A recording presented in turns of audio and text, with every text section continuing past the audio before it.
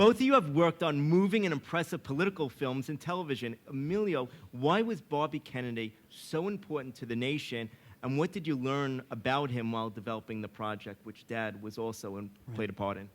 Well, I understood politics initially through my father, and understood how important Bobby Kennedy was through my father as well.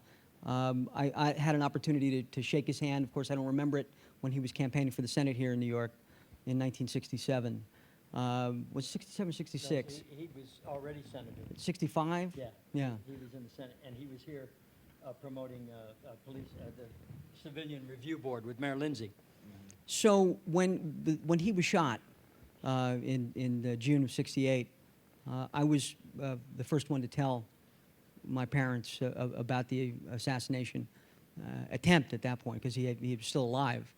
And I realized how important it was to him, and how meaningful it was, and how grave and enormous this loss was. So when we moved to the West Coast in 1969, he was cast in a film called Catch-22. We relocated from New York to Mexico. We were there for about 6 months, and then decided we were not going to go back to New York, that he was going to give it a shot in the movies, and Hollywood seemed like a better place for us to try to make a go of it.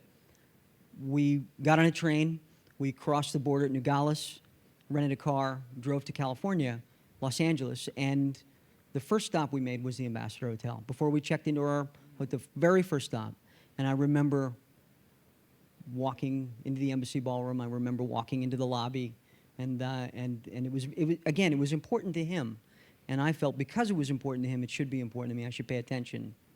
I didn't go back to the Ambassador Hotel until 1999, and it all came flooding back to me, and I began to create the scenario to what would become the film Bobby, imagining that day, imagining what happened and what was going on in the lives of the very ordinary people.